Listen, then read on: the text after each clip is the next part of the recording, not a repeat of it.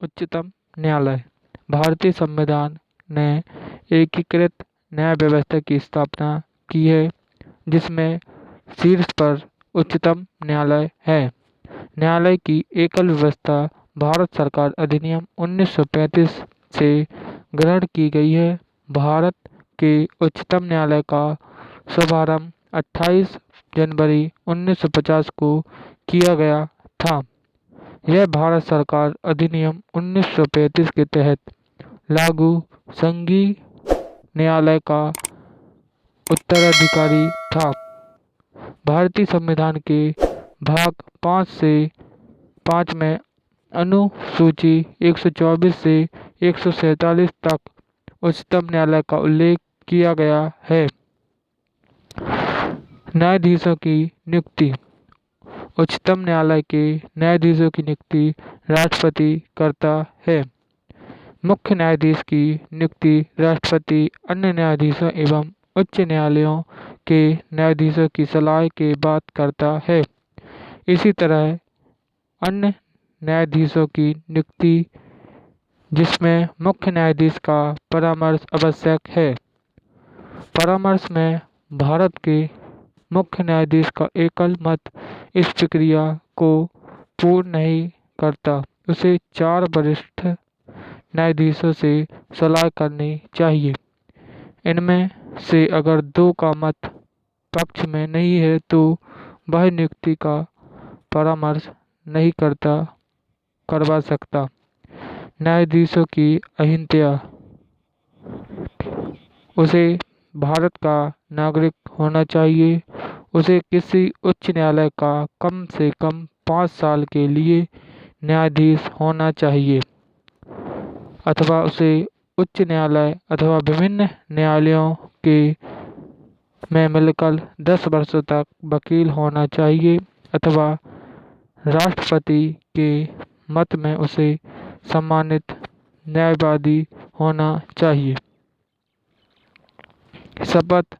राष्ट्रपति द्वारा कार्यकाल 65 वर्ष की आयु तक पद पर बना रह सकता है। वह अपना त्यागपत्र राष्ट्रपति को दे सकता है। न्यायाधीशों को हटाना। संसद की सिफारिश पर राष्ट्रपति द्वारा पद से हटाया जा सकता है। इस आदेश को संसद के दोनों सदनों में विशेष बहुमत से पारित होना चाहिए। उसे हटाने का अधिकार आधार उसका दुर्व्यवहार या सिद्ध करना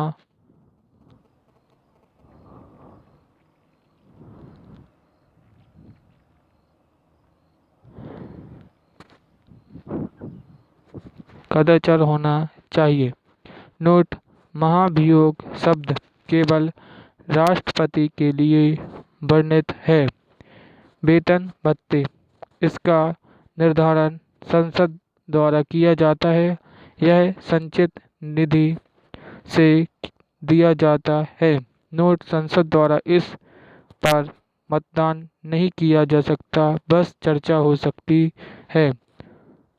तदर्थ न्यायाधीश जब कभी कोरम पूरा करने में स्थायी न्यायाधीशों की संख्या कम हो रही हो तो भारत का मुख्य न्यायाधीश किसी उच्च न्यायालय के किसी न्यायाधीश को अस्थायी काल के लिए उच्च न्यायालय में तदर्थ न्यायाधीश नियुक्त कर सकता है। ऐसा वह संबंधित राज्य के उच्च न्यायालय के मुख्य न्यायाधीश के परामर्श एवं राष्ट्रपति की पूर्ण मंजूरी के बाद ही कर सकता है। इस पद पर नियुक्त व्यक्ति के पास उच्चतम न्यायालय के न्यायाधीश की अर्हता होनी चाहिए। अनुच्छेद 127। उच्चतम न्यायालय का स्थान। संविधान ने उच्चतम न्यायालय का स्थान दिल्ली घोषित किया है, लेकिन मुख्य न्यायाधीश को यह अधिकार है कि उच्चतम न्यायालय का स्थान कहीं और नियुक्त करे, लेकिन ऐसा निर्णय वह राष्ट्रपति की पूर्व अनुमति के बाद ही ले सकता है। सेवानिवृत्त न्यायाधीश भारत का मुख्य न्यायाधीश उच्चतम या उच्च न्यायालय के सेवानिवृत्त न्यायाधीश से अल्पकाल के लिए उच्चतम न्यायालय में कार्य करने का अनुरोध कर सकता है। ऐसा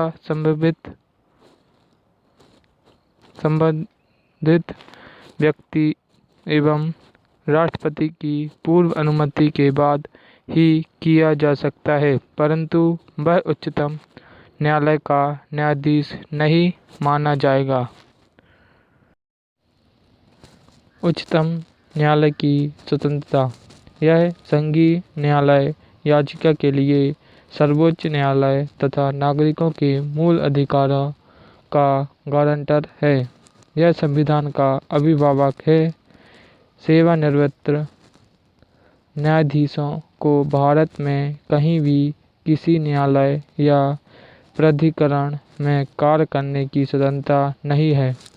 भारत के मुख्य न्यायाधीश को बिना कार्यकारी के हस्तक्षेप के अधिकारी एवं कर्मचारियों को नियुक्त करने का अधिकार है। वह उनकी सेवा शर्तों भी तय कर सकता है।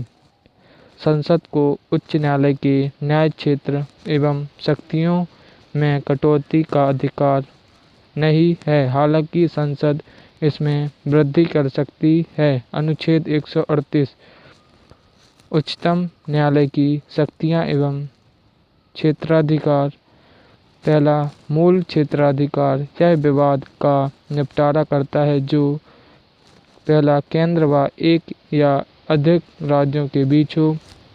दूसरा, केंद्र और कोई राज्य या राज्यों का एक तरफ होना एवं एक या अधिक राज्यों का दूसरी तरफ होना। तीसरा, दो या अधिक राज्यों के बीच। दूसरा, न्यायाधीश क्षेत्राधिकार। यह मूल अधिकारों का रक्षक एवं गारंटर है और मूल अधिकारों के हनन होने पर रिट जारी कर सकता है। नागरिक अपने मूल अधिकारों के हनन को लेकर सीधा उच्चतम या उच्च न्यायालय जा सकता है। नोट: न्यायाधीश न्याय क्षेत्र के मसले पर उच्च न्यायालय का क्षेत्र ज़्यादा विस्तृत है, क्योंकि उच्चतम न्यायालय केवल मूल अधिकारों के क्रियान्वयन हेतु ही न्यायादेश जारी कर सकता है, जबकि उच्च न्यायालय न केवल मूल अधिकारों बल्कि अन्य उद्देश्यों के लिए भी न्यायादेश जारी कर सकता है। तीसरा, अपीली क्षेत्राधिकार। यह अपील का सर्वोच्च न्यायालय है। यह निचली अदालतों के फैसलों के खिलाफ सुनवाई करता है। चौथा, सलाहकार क्षेत्राधिकार। संविधान राष्ट्रपति को उच्चतम से राय लेने का अधिकार देता है। अनुसूची 143 राष्ट्रपति राय या सलाह को मानने के लिए बाध्य नहीं है। पाँचवा, अभिलेख का न्यायालय। उच्चतम न्यायालय को कार्यवाही एवं उसके फैसले सर्वकालीन अभिलेख व साक्ष्य के रूप में रखे जाएं। अनुच्छेद 129। छठवां, न्यायिक समीक्षा की शक्ति। इसके तहत वह केंद्र व राज्य दोनों स्तरों पर विधायी व कार्यकारी आदेश की संवैधानिकता को जांच करता है। सातवां, अन्य शक्तियाँ। यह संघ लोक सेवा आयोग के अध्यक्ष एवं सदस्यों के व्यवहार एवं आचरण की जांच करता है। इसको स्वयं के फैसले की समीक्षा करने की शक्ति है, अर्थात यह अपने पूर्व के फैसले पर अडिग रहने को बाध्य नहीं है। अनुसूची 137 उच्च न्यायालयों में लंबित पड़े मामलों को यह मंगवा सकता है और उनका निपटारा कर सकता है। यह किसी भी मामले लंबित को एक उच्च न्यायालय से दूसरे में स्थानांतरित भी कर सकता है। यह संविधान का इकलौता व्याख्याता है। मूलतः उच्चतम न्यायालय में उच्चतम न्यायालय में न्यायाधीशों की संख्या मुख्य न्यायाधीश सहित 8 थी। वर्तमान में यह संख्या 34 है। 2019 में 31 से बढ़कर 34 किया गया। केशवानंद भारती केस में उच्चतम न्यायालय द्वारा अब तक की सबसे बड़ी खंडपीठ 13 न्यायाधीश का गठन किया गया। दूसरी सबसे बड़ी खंडपीठ का गठन 11 न्यायाधीश गोलकनाथ बनाम पंजाब राज्य बाद में किया गया। अनुसूची 348 के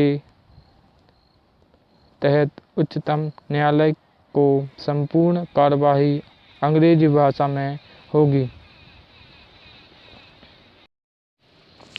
जनहित याचिका। जनहित याचिका का विकास अमेरिका से 1960 के दशक में हुआ। भारत में इसकी शुरुआत सर्वोच्च न्यायालय की न्यायिक सक्रियता के अंतर्गत की गई। इसकी शुरुआत भारत में 1980 के दशक के मध्य में न्यायमूर्ति B.R. कृष्ण अय्यर तथा न्यायमूर्ति P.N. भगवती द्वारा की गई। इसे सामाजिक क्रिया याचिका, सामाजिक हित याचिका तथा वर्गीय क्रिया याचिका के रूप में भी जाना जाता है।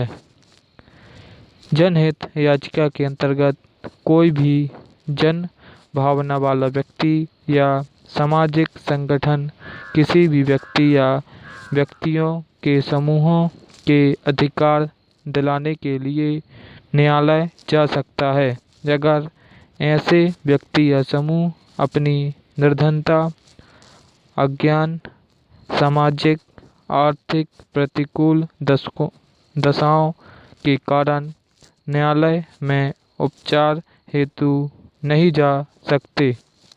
भारतीय न्यायिक व्यवस्था में जब जनहित याचिका को शामिल किया गया, उस समय भारत के मुख्य न्यायाधीश Y.V.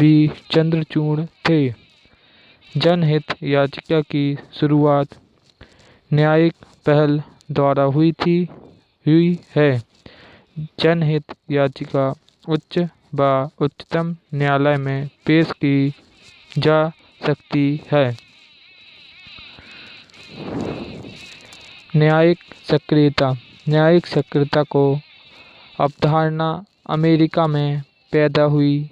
भारत में इसका सिद्धांत 1970 के दशक में आया। न्यायमूर्ति B.R. कृष्ण अय्यर, न्यायमूर्ति P.N. भगवती, न्यायमूर्ति O. चिदंबरम रेड्डी तथा न्यायमूर्ति D.A. देसाई ने भारत में इसकी नींव रखी। न्यायिक सक्रियता का मतलब नागरिकों के अधिकारों के संरक्षण के लिए तथा समाज में न्याय को बढ़ावा देने के लिए न्यायपालिका द्वारा आगे बढ़कर निर्णय लेने तथा भूमिका अदा करने से है। दूसरे शब्दों में कहें तो न्यायपालिका द्वारा विधायिका एवं कार्यपालिका को अपने संवैधानिक दायित्वों के पालन के लिए बाध्य करना है। इसको न्यायिक गतिशीलता भी कहा जाता है। भारत में न्यायिक सक्रियता जनहित याचिका से संबंधित है। न्यायिक समीक्षा। न्यायिक समीक्षा के सिद्धांत को उत्पत्ति एवं विकास अमेरिका के में हुआ। भारत में संविधान द्वारा न्यायपालिका, सर्वोच्च न्यायालय एवं उच्च न्यायालयों को न्यायिक समीक्षा की शक्ति प्रदान की गई है। न्यायिक समीक्षा का अर्थ कार्यपालिका के आदेशों की संवैधानिकता की जांच करना है। अगर ऐसे किसी आदेश से संविधान का उल्लंघन होता है तो न्यायपालिका उन्हें अवैध, असंवैधानिक तथा अमान्य घोषित कर सकती है। सरकार ऐसे कानून को लागू नहीं कर सकती। न्यायिक समीक्षा का उद्देश्य संविधान की सर्वोच्चता को बनाए रखना, केंद्र राज्य संतुलन को स्थापित करना तथा नागरिक के मूल अधिकारों की रक्षा करना है। न्यायपालिका कार्यपालिका के आदेश की संवैधानिक वैधता को 3 आधार पर चुनौती दे सकती है। पहला, मौलिक अधिकारों का उल्लंघन। दूसरा, संवैधानिक प्रावधानों के प्रतिकूल। तीसरा, आदेश प्राधिकारी की सक्षमता से बाहर है जिसने इसे बनाया है।